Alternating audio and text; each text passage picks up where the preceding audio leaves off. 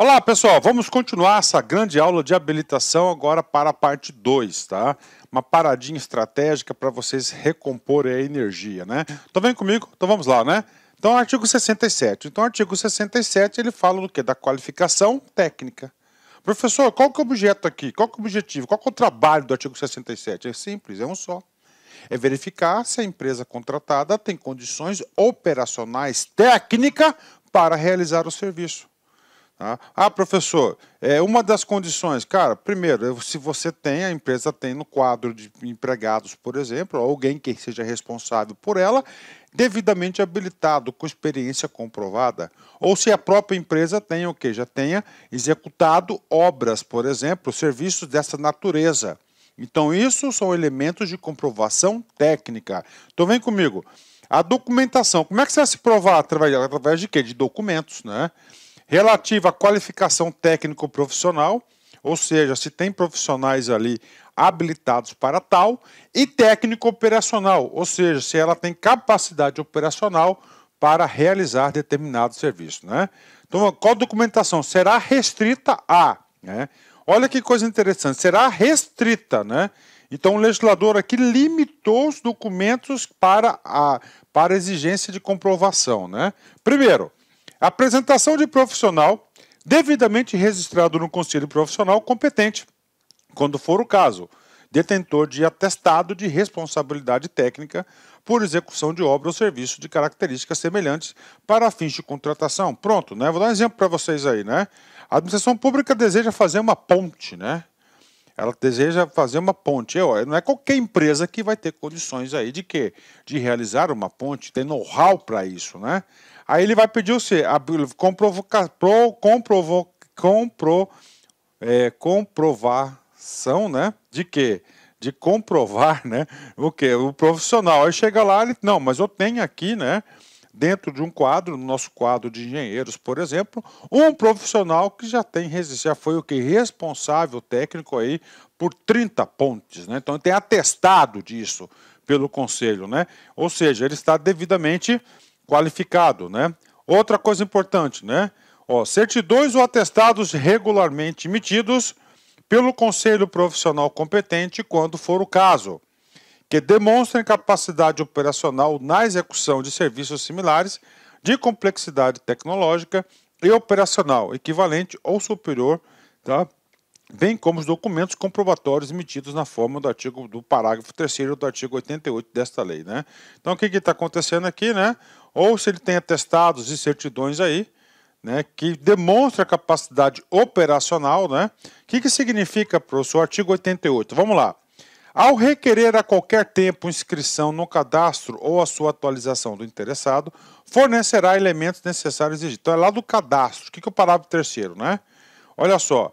A atuação do contratado no cumprimento das obrigações assumidas será avaliada pelo contratante, que emitirá documento comprobatório da avaliação realizada, com menção ao seu desempenho na execução contratual, baseado em indicadores objetivamente definidos e aferidos e eventuais penalidades aplicadas, o que constará no registro cadastral em que a inscrição for realizada. Ou seja, né? O que é isso? Isso é capacidade operacional. A nova lei de licitação faz isso. Todo contrato será submetido a uma avaliação. Então, essa avaliação, ela também serve para quê? Para comprovação de capacidade de execução operacional. Justo? Mais do que justo, né? Vamos lá. Inciso 3º. A indicação de pessoal técnico nas instalações e do aparelhamento adequados e disponíveis para a realização do objeto da licitação, bem como da qualificação de cada membro da equipe técnica que se responsabilizará pelos trabalhos. Prova de atendimento de requisitos previstos em lei especial, quando for o caso. Registro ou inscrição na entidade profissional competente, quando for o caso. Declaração de que o licitante tomou conhecimento de todas as informações e todas as condições locais para o cumprimento das obrigações objeto da licitação. Então, esses aqui são os meios de comprovação. E agora a gente vai para os parágrafos, né? Então, vem comigo. Parágrafo 1º. A exigência de atestados será restrita às parcelas de maior relevância ou valor significativo do objeto da licitação, assim consideradas as que tenham valor individual ou igual a superior a 4% do valor total estimado na contratação, né? Olha só, né? Mais uma coisa aqui, né? A lei, ela visa o quê? Ela visa desburocratizar, né? Então, o que que ele falou? Olha só, a exigência de atestados, tá, será restrita às parcelas de maior relevância ou valor significativo do objeto da licitação. Então é o seguinte, vamos supor, eu não sou engenheiro, eu vou chutar para vocês aí. Eu dei o exemplo da ponte, não dei o exemplo da ponte, beleza, né? Aí o seguinte, né? O que que acontece? Uma etapa relevante da ponte é o que? É fundação, tá? É fundação. Então, a fundação, ela é relevante por quê? Por causa da estrutura da ponte. E além disso, ela pode ser relevante, né? Pela relevância, pelo conteúdo do conjunto da obra ou valor significativo. Gente, a fundação, vamos supor lá, é responsável por 20% do total da obra. Então, nesse caso, né, vamos supor o seguinte, né, que nessa obra aí a fundação seja o elemento mais significativo. Primeiro, que ela é mais de 4% do valor total da obra. Então, nesse caso, eu vou pedir o quê? Habilitação técnica de fundação. Eu quero ver se tem profissionais habilitados para executarem para a fundação da ponte com responsabilidade. Isso que diz aqui o parágrafo 1º, né? Então a lei, ela desburocratizou, ela podia pedir por várias outras etapas, né? Ia ficar muito documento. Falou, não, só dos pontos importantes os valores significativos. O que pode ser cobrado na prova? Valor significativo. A lei traz. O que é o valor significativo? É quando uma etapa o valor seja superior ou igual a 4%. Né?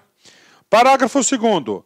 Observado o disposto no caput e no parágrafo 1º desse artigo, será admitida a exigência de atestados com quantidade mínimas de até 50% das parcelas que trata o referido parágrafo, vedadas as limitações de tempo e locais específicos relativos aos atestados, né?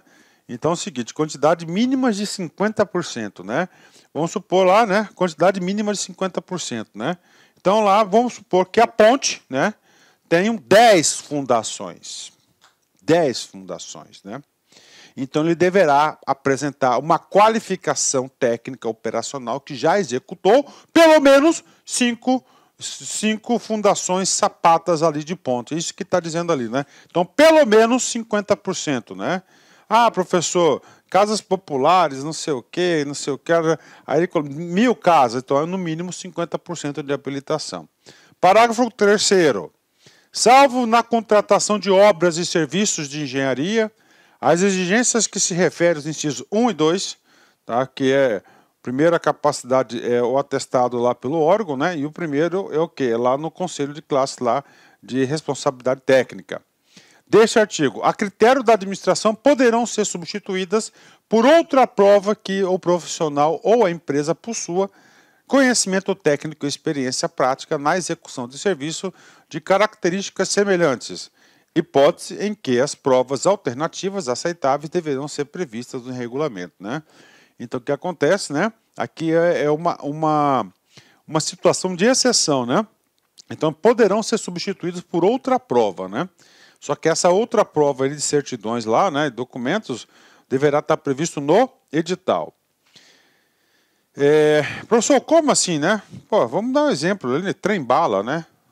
Conselho de classe, pô, não tem essas situações, né? O cara só executou isso no exterior. Pronto, é o outro tipo de prova, tá? Outro tipo de prova aí aceitável, né?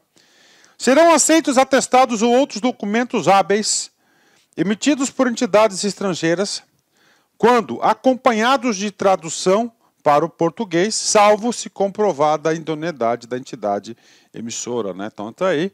Pode ser aceito atestado estrangeiro? Pode, desde que traduzido para o português e seja inidôneo essa tradução. Isso é o parágrafo 4º. Parágrafo 5º.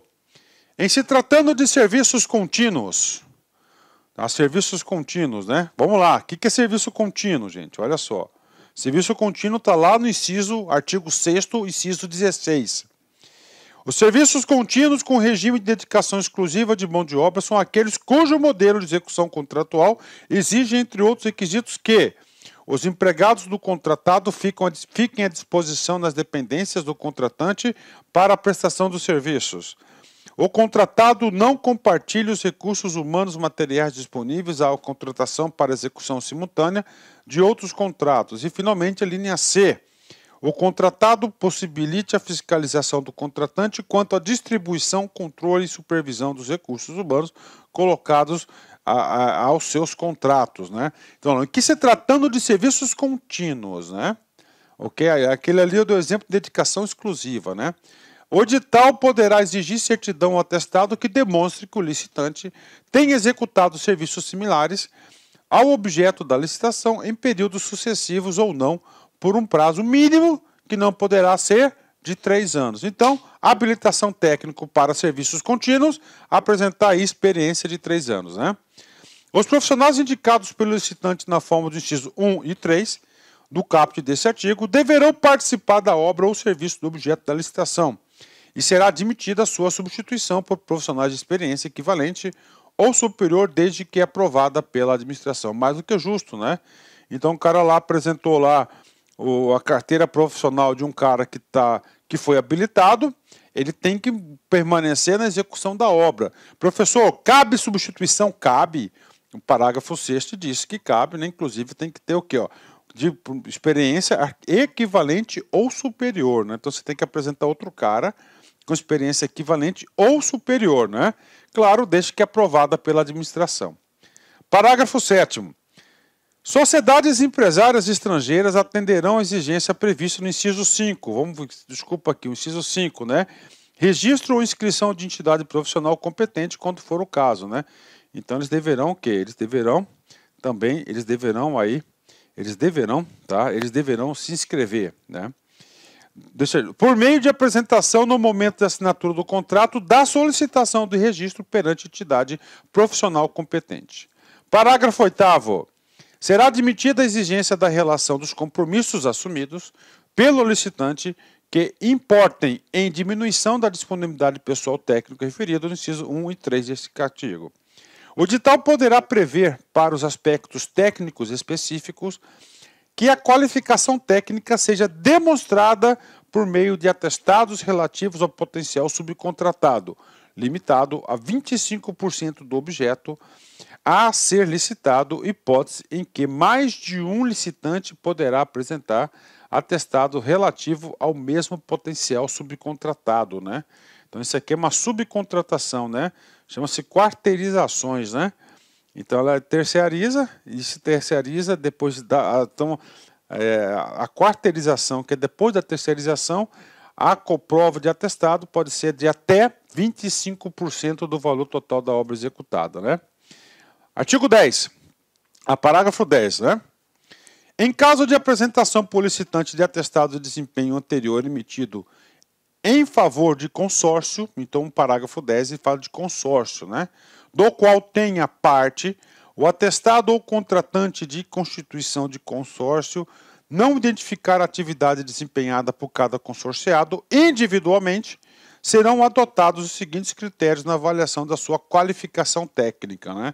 Então isso aí é consórcio, né? É um grupo de empresa. Primeiro, caso o atestado tenha sido emitido em favor de consórcio homogêneo, as experiências atestadas deverão ser reconhecidas para cada empresa consorciada, porque é do consórcio, né?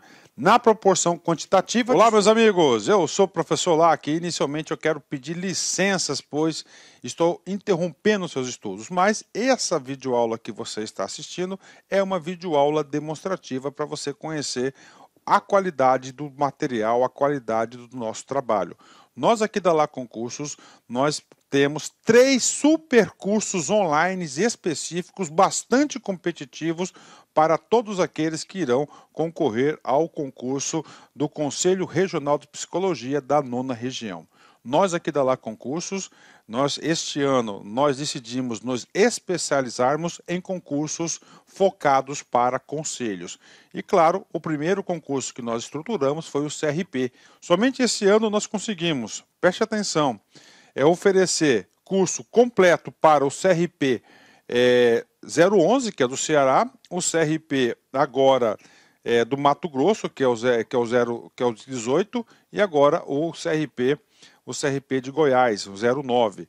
Então, uma coisa eu garanto para vocês, se você quiser assistir o restante dessa videoaula, se você quiser fazer um curso mais completo, se você quiser conhecer a nossa metodologia do Personal Coach, que eu estudo em regime de metas, eu convido vocês a clicarem no link que tem aqui na descrição, falar com alguns dos nossos atendentes para qualquer esclarecimento e, claro, vir matricular, vir estudar conosco, que eu tenho certeza que você não vai se arrepender. Por quê? Porque nós vamos dar o melhor de nós. Um forte abraço, espero vocês.